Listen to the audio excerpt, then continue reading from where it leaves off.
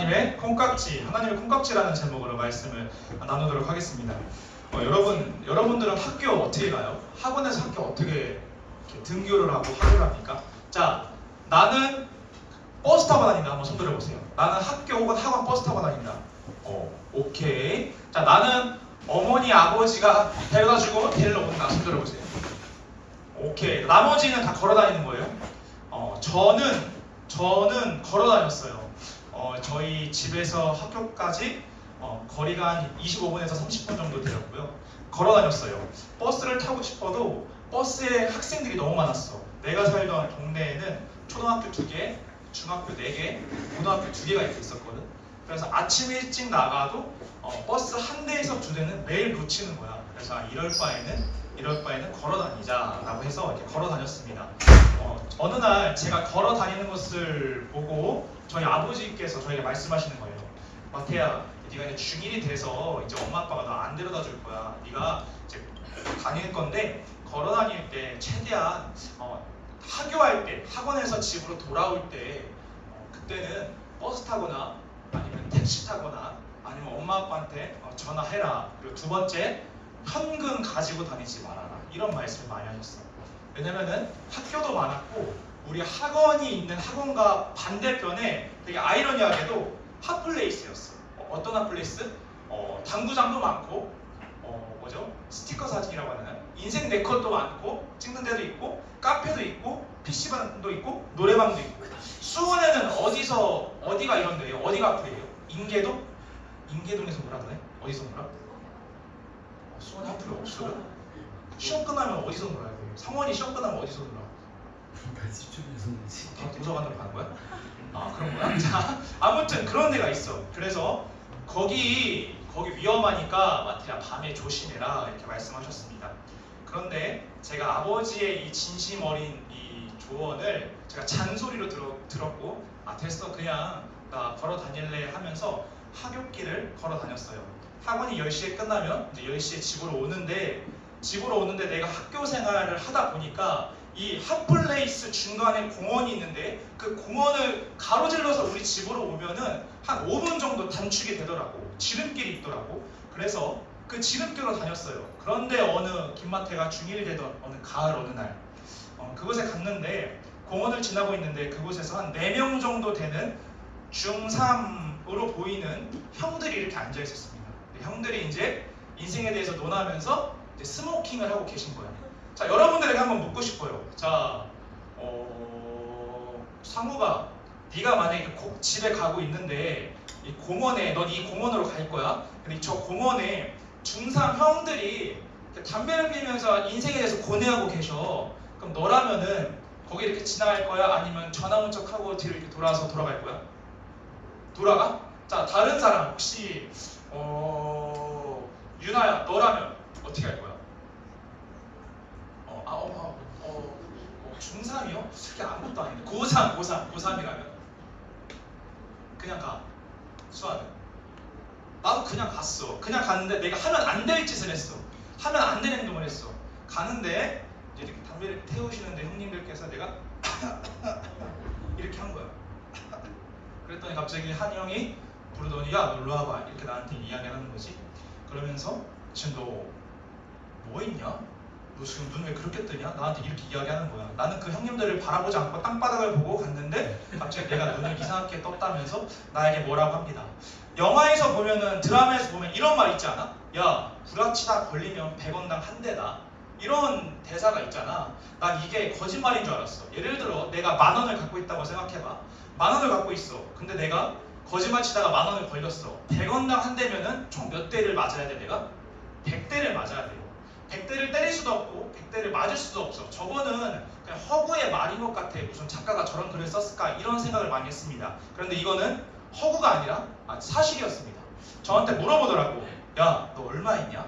그때 내가 때마침 아버지의 충고를 완전히 어기고 2주치 용돈인 30,000원을 내가 다 가지고 있었어. 자, 처음에는 없다고 했지. 난 이걸로 2주를 살아가야 되니까. 다시 한번 묻는 거야. 너 구라치다 걸리면 100원당 한 대다. 그럼 나는 몇 대를 맞아야 돼? 300대. 딱밤으로도 300대를 맞으면 근육이 파열되고 뼈에 금이 간대요. 그래서 나는 그 30,000원을 이렇게 드렸죠. 드리고서 다시금 집으로 가려고 하는데 거기서 대장 형님께서 양아치 중에서도 저는 급이 있다고 생각해요. 가장 악랄한 형님께서 갑자기 저를 다시 부르시더니 이렇게 말하는 거야. 야, 너 신발 좋아 보인다? 내가 초6에서 중1로 이제 됐을 때 우리 어머니가 나한테 신발 선물을 해줬어. 아디다스 신발 선물해줬어. 아직도 기억나. 19만 원짜리 아디다스 선물을 해줬는데 그 어머니가 그 선물해준 그 신발을 보고서는 야, 신발 멋있다? 이러는 거야. 근데 우리 어머니가 내가 그때 발 사이즈가 245였는데 우리 어머니가 김마태는 키도 많이 클 거고 발도 클 거라서 260으로 사주셨어. 형님이 딱 내 신발을 신자마자 야, 사이즈 딱 맞네 하고 나의 아디다스 신발을 가져가고 자신이 신고 있던 삼선 슬리퍼를 저에게 주었습니다. 지금 저희 설계 영상을 촬영하고 있는데 이 자리를 빌어서 어머니에게 영상 편지 하나 할게요. 엄마, 잃어버렸다고 했지. 근데 아디다스 신발 삥 뜯긴 거야. 이런 말씀을 이 자리를 통해서 말씀드립니다. 완전 양아치예요. 3만 원만 내가 뺏겼다면 이렇게 설교 가운데 말하지 않을 거야. 3만 원 플러스 19만 원짜리 내가 아끼면서 신었던 아디다스 신발까지 훔쳐간 그 양아치 형님들이 오늘 말씀을 내가 묵상하면서 생각이 나더라고. 여러분, 제가 어릴 때만 있는 것도 아니고 오늘날에도 양아치가 있죠. 뿐만 아니라 이스라엘 사회에서도 양아치가 있었습니다.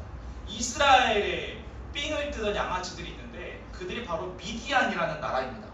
미디안. 하나님께서는 이 완전 양아치, 이 미디안으로부터 이스라엘을 어떻게 구원하시는지 그 이야기를 우리가 잠깐 나누고자 합니다.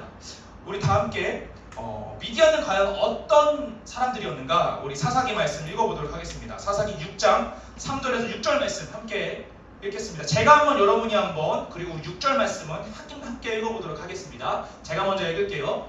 이스라엘이 파종한 때면 미디안과 아말렉과 동방 사람들이 치러 올라와서 진을 치고 가사에 이르도록 토지 소산을 멸하여 이스라엘 가운데 먹을 것을 남겨두지 아니하며 양이나 소나 나귀도 남기지 아니하니 이는 그들이 그들의 짐승과 장막을 가지고 올라와 메뚜기 떼같이 많이 들어오니 그 사람과 낙타가 무수함이라 그들이 그 땅에 들어와 멸하러 하니. 다 함께 이스라엘이 미디안으로부터 말미암아 궁핍함이 심한지라 이에 이스라엘 자손이 여호와께 부르짖었더라. 아멘. 우리 지난주에 여성사사 드보라에 대해서 이야기를 나누었습니다. 드보라를 통해서 철병거 900대 갖고 있는 가나안 국가로부터 이스라엘이 구원을 받잖아요. 그런데 드보라가 평생 살 것이 아니었습니다. 그녀도 인간인지라 죽습니다. 죽고 나서 문제가 발생합니다. 하나님의 뜻을 분별하는 사사가 사라지니까 이스라엘에도 선과 악을 구별하는 그런 기능이 상실되어 버립니다. 사람들은 자신의 뜻대로 살아가기 시작합니다. 사람들은 하나님의 자리에 자기가 앉았고 하나님의 자리에 돈을 앉혔고 하나님의 자리에 명예를 앉혔고 하나님의 자리에 자기의 생각과 욕심을 앉힙니다. 그러니 그렇게 되니까 하나님과 자연스럽게 멀어집니다. 빛으로부터 멀어지면 멀어질수록 어두워지잖아요. 그들은 더욱더 매일 순간마다 어두운 생활을 하게 됩니다. 결국에는 다시금 칼을 들어서 하나님의 등에 꽂는, 하나님을 배신하고 자신이 원하는 신을 섬기는 삶을 살아가게 됩니다. 하나님의 보호하심으로부터 멀어지니까 이 이스라엘이 수많은 어려움에 처하게 됩니다. 다른 나라들이 이스라엘을 약탈하기 시작합니다. 그 중에서 이스라엘을 7년 동안 괴롭히는 양아치가 있었으니 그 국가가 바로 미디안입니다. 미디안은 어떤 사람들이냐면 우리나라는 1년에 한 번 농사를 짓고 이제 추수를 하잖아. 이스라엘은 지형과 환경 특성상 1년에 2번 농사를 짓고 2번 이거를 수확할 수 있다고 합니다. 이스라엘 사람들이 열심히 피와 땀을 흘리면서 농사를 짓습니다. 그리고 과실이 맺혔고 이제 무르익어서 수확할 때가 되면, 파종할 때가 되면 미디안 군대가 다 와서 낙타들과 함께 이스라엘을 쳐들어와서 그들이 소유하고 있는 모든 소산물들을 훔쳐갑니다. 약탈합니다. 농사 지은 것, 채소, 과일, 야채, 그리고 이스라엘이 가지고 있는 멋진 것들 다 가져가고, 거기서 끝나는 것이 아니라 김마태가 3만 원뿐만 아니라 아디다스 신발도 뺏겼듯이 이생 양아치들이 이스라엘의 모든 소산물들을 훔친 것뿐만 아니라 자기가 소유한 낙타, 당시에는 이동수단이었어요. 자동차와 같은. 낙타들을 다 데리고 와서 이스라엘에 있는 풀들, 식물들을 다 뜯어먹게 만듭니다. 황폐한 땅이 되어버리죠. 그리고 그들은 자신의 본국으로 돌아갑니다. 한순간에 빈털터리가 된 이스라엘 백성들, 그래도 그들은 살아야 되니까 다시 눈물을 머금고 농사를 짓습니다. 씨를 뿌립니다. 그리고 열심히 키워서 과실이 맺어서 그것을 수확할 때가 되면 다시금 미디안 사람들은요 와서 뺏습니다. 낙타 데리고 와서 다 뜯어먹게 합니다. 다시금 이스라엘 사람들은 황폐한 땅이 황폐한 삶을 살아가게 된다는 거죠. 그들은 7년 동안 빈털터리 인생을 살게 됩니다. 그래서 그들은 하나님께 다시금 돌아갑니다. 이 미디안 족속으로부터 우리를 구원할 자는 인간은 그럴 수 없다. 인간은 구원할 수 없다. 하나님밖에 없다. 다시금 하나님께 기도하고 하나님 죄송해요. 하나님 용서해 주옵소서. 하나님의 이름을 부르짖습니다. 그 하나님이 그들의 기도를 들으시고 한 사람을 보내셨으니 그가 누구냐면 이스라엘의 12명 중 5번째 사사인 기드온입니다. 한번 따라해 보겠습니다. 기드온. 기드온은 과연 어떤 사람이었을까요? 이스라엘을 미디안이라는 양아치로부터 구원한 기드온이라는 그 형님, 그 기드온이라는 형님은 과연 어떤 삶을 살았을까? 아무래도 운동을 잘했겠지. 아무래도 덩치가 있지 않았을까? 아무래도 깡따구가 있는 사람이지 않았을까? 성경은요 세 구절을 통해서 이 기드온에 대해서 설명합니다. 우리 한번 기드온 어떤 사람이었나 한번 알아보도록 하겠습니다. 우리 11절 말씀 한 목소리로 읽겠습니다. 기드온은 과연 누군가? 첫 번째 시작. 여호와의 사자가 아베스의 사람 요아스에게 속한 오브라에 이르러 상수리 나무 아래에 앉으니라. 마침 요아스의 아들 기드온이 미디안 사람에게 알리지 아니하려 하여 밀을 포도주 틀에 타작하더니 기드온은 어떤 사람이었냐면 그의 아빠 이름은 요아스래. 근데 그는 어떤 사람이었냐면 밀을 타작하는데 이것을 포도주 틀에서 타작했다고 합니다. 당시에는 이렇게 밀을 수확하면 쭉 깔아서 타작기 같은 보여주세요. 타작기 같은 나무 같은 것으로 이렇게 밀을 때렸어. 그러면 밀에서 나달이 따로 이렇게 딱 구별되거든. 이런 과정을 거치면서 그들이 밥을 해먹거나 빵을 해먹었는데 밀을 타작하는데 필요한 것은 이 나무 막대기와 평평한 평지입니다. 기드온은 밀을 타작합니다. 어디에서 타작하냐면 포도주 틀에서 타작합니다. 포도주 틀은 구덩이입니다. 구덩이. 나 한 명 정도 들어갈 수 있는 구덩이. 포도주를 넣어서 포도를 밟을 수 있는 이 공간이 바로 포도주 틀인데 거기서 밀을 타작한다는 거죠. 여러분들이 한번 이미지를 생각해 보세요. 기드온은 포도주 틀에서 밀을 타작하는 사람이었어요. 어깨 쭉 펴고 쭉 일어나서 타작했을까요? 결코 아닐 것입니다. 어떻게 타작했을까? 미디안 사람들에게 걸리지 않기 위해서 수그리고 위축되어서 거기서 눈치 보면서 밀을 타작했던 사람이 바로 기드온입니다. 기드온은 어떤 사람이었냐면 용맹스럽기보다는 아무래도 겁이 많은 그런 사람이었던 것 같습니다. 두 번째, 성경은 기드온에서 무엇이라고 말하는가? 우리 15절 말씀 함께 읽겠습니다. 시작. 그러나 기드온이 그에게 대답하되 오 주여 내가 무엇으로 이스라엘을 구원하리이까? 보소서 나의 집은 므낫세 중에 극히 약하고 나는 내 아버지 집에서 가장 작은 자니이다 하니. 아멘. 태우야 넣어줄래? 가장 작은 자니이다 라고 말합니다.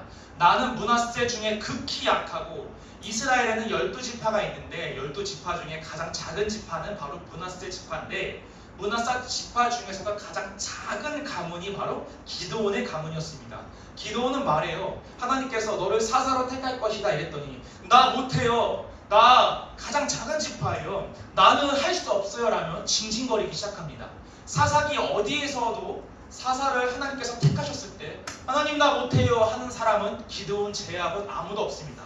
심지어 검 한 번 휘두르지 않았던 사사 여성 드보라도 그녀는 담대하게 그 사사를 감당했는데 기드온은 어떤 사람이었냐면 하나님께서 너를 사사로 사용할게 했을 때 나 못해요. 나 그런 능력 없어요. 난 약합니다. 나는 우둔합니다. 나 약해요. 겸손이 아니라 징징거리는 사람이 바로 기드온이었다라는 겁니다. 그리고 마지막 성경은 기드온에 대해서 이렇게 설명합니다. 우리 13절 말씀 정말 중요한 말씀입니다. 여러분 함께 읽겠습니다. 시작. 기드온이 그에게 대답하되 우리와 함께 계시면 어찌하여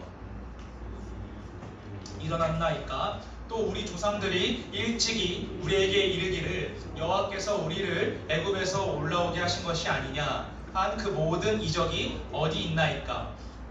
이제 여호와께서 우리를 버리사 미디안의 손에서 우리를 넘겨주셨나이다 하니. 아멘. 기도는요, 하나님께서 사사로 택하셨을 때 이렇게 말합니다. 하나님이 살아 계시다면 우리들에게 이런 어려움이 있지 않았겠죠. 하나님이 살아 계시다면 미디안 족속이 어찌 쳐들어왔겠습니까? 우리가 이 고통 가운데 있는 건 당신 때문입니다. 당신이 돕지 않아서, 당신이 나를 챙기지 않아서, 당신이 나와 함께 하지 않아서 우리가 이런 고통 가운데 있는 것입니다 라고 말합니다.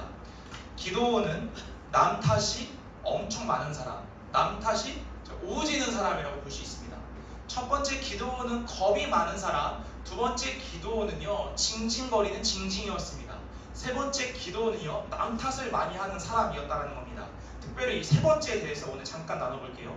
여러분, 기도는 말합니다. 하나님이 도와주지 않아서 나에게 이런 어려움이 있었다. 하나님이 나와 함께하지 않아서 나에게 이런 고통이 있었다. 여러분, 진짜 하나님이 돕지 않아서 그에게 어려움이 있었던 것일까요? 진짜 하나님이 그들을 돕지 않아서 이 기드온이 미디안 양아치로부터 7년 동안 빈털터리 인생을 살아갔던 것일까요? 여러분, 성경을 읽어보면 두 가지에 대해서 말합니다. 시험도 두 가지가 있어요.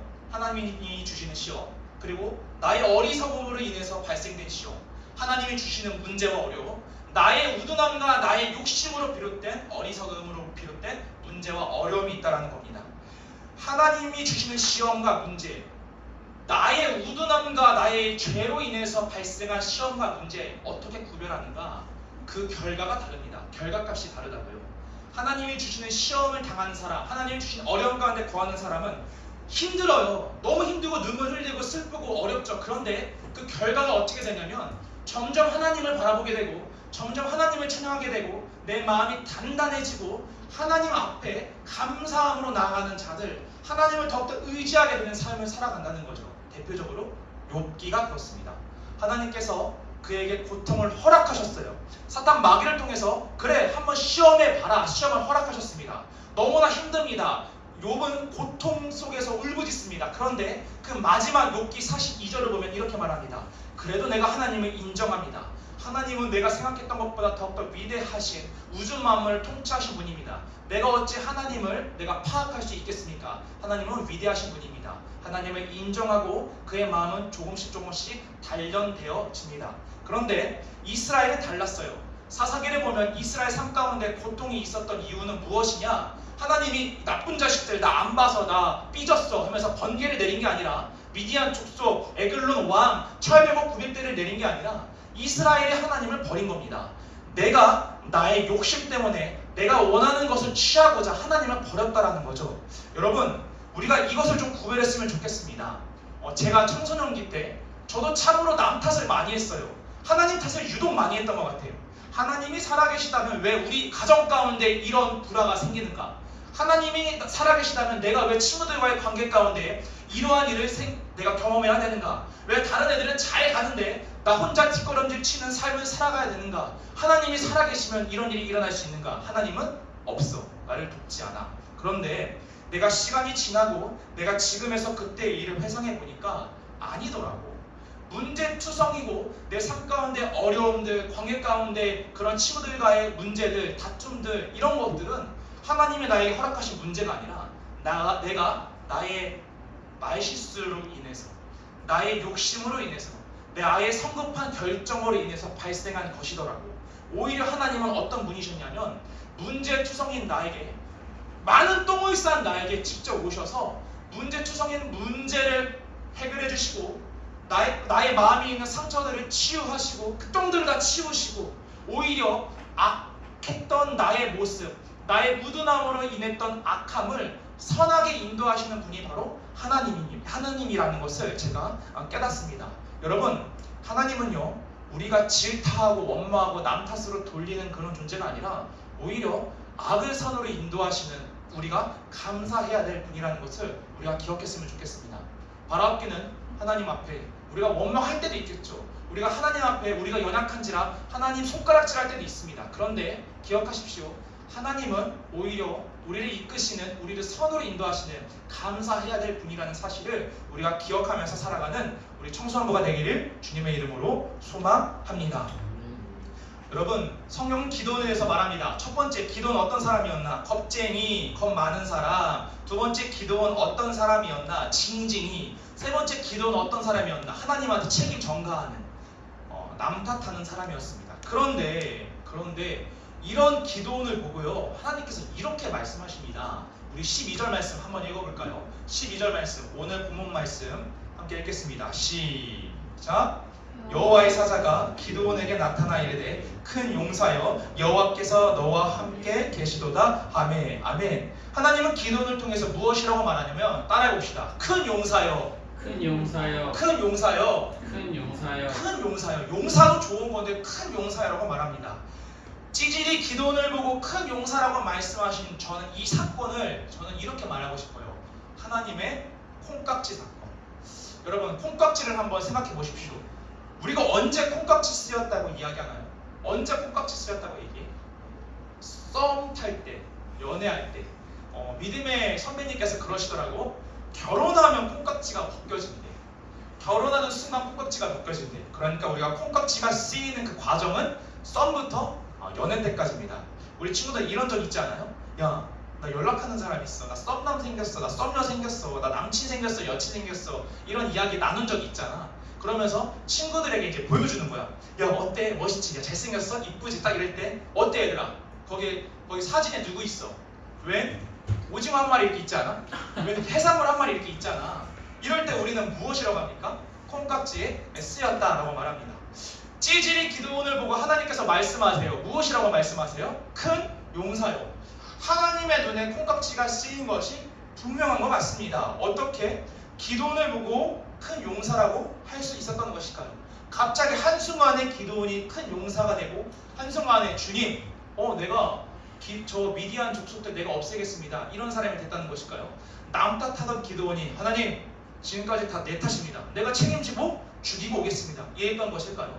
위축되던 기드온이, 포도주 틀에서 밀타작했던 기드온이 갑자기 성공대기에서 밀타작을 하는 대범한 사람이 되었던 것일까요? 결코 아닙니다. 기드온은 여전히 그 이후의 말씀을 보더라도 겁이 많은 사람이었습니다. 그런데 하나님께서 그를요, 용사로 사용하사 그 겁쟁이 기드온이 진짜 용사로서 쓰임받습니다. 우리는 이 아이러니를 어떻게 생각해야 될까요? 저는 이에 대한 해답을 12절 말씀, 큰 용사여에 대해서 이 말씀을 통해서 한번 나눠보고자 합니다. 우리 12절 말씀 다시 한 번 더 읽어보도록 하겠습니다. 시작. 기드온에게 나타나 이르되 큰 용사여 여호와께서 너와 함께 계시도다. 아멘. 이 큰 용사여를 제가 영어 성경으로 읽어봤어요. 그랬더니 이렇게 말하더라고요. O mighty man of valor, 이렇게 말해요. 여러분, 이 mighty, 빨간 글씨에 한번 우리가 집중하기를 소망합니다. mighty라는 단어가 어떤 단어냐면 성경에서 하나님을 수식하는 형용사예요. 우리 이런 말 있잖아요.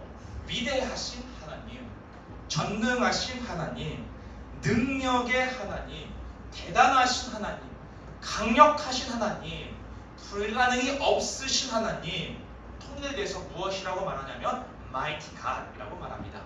하나님 앞에 붙여지는 이 수식어구를 하나님께서는 어떻게 말씀하시냐면 mighty 기드온, mighty man이라고 기드온에게 말씀하신다는 거죠. 기드온이 갑자기 전능하신 하나님의 능력을 소유하게 된 것일까요? 기드온이 갑자기 강력하시고 위대하신 하나님처럼 변한 것일까요? 그런 말이 아닙니다. 큰 용사여 여호와께서 너와 함께 계시도다, 이 말은요, 찌질했던 기드온을 한순간에 하나님께서 용사로 바꾸신 것이 아니라 큰 용사이신 하나님께서 비록 네가 사사로서 자격이 미달일지라도, 네가 연약할지라도, 겁이 많을지라도, 네가 연약할지라도, 네가 힘들지라도, 네가 남 탓할지라도, 그 연약함에도 불구하고 내가 큰 용사이신 하나님께서 내가 너와 함께하사 큰 용사만이 이룰 수 있는 일들을 행할 것이야 라는 하나님의 약속이라는 겁니다. 비록 기드온아 네가 부족할지라도 큰 용사와 같으신 하나님, 위대하신 하나님께서 너와 함께하사 너를 도구로 큰 일들을 행할 것이야, 위대한 일들을 행할 것이야, 놀라운 일들을 행할 것이야. 그러니 나를 신뢰해라. 그러니 나를 의지해라. 네가 못한다고 징징거리지 마라. 내가 할 수 있다. 내가 너를 통해서 큰 일을 행할 것이니 말티와 같은 일들을 행할 것이니 너는 그저 내 곁에 머물러서 살아가라 라는 하나님의 약속이라는 겁니다. 여러분, 연약하고 남탓 많이 하고 징징거리는 모습 누구입니까? 솔직하게 얘기해 보세요. 저고 여러분들이지 않습니까? 징징거리고 남탓하고 나 못한다고 하고 겁 많고.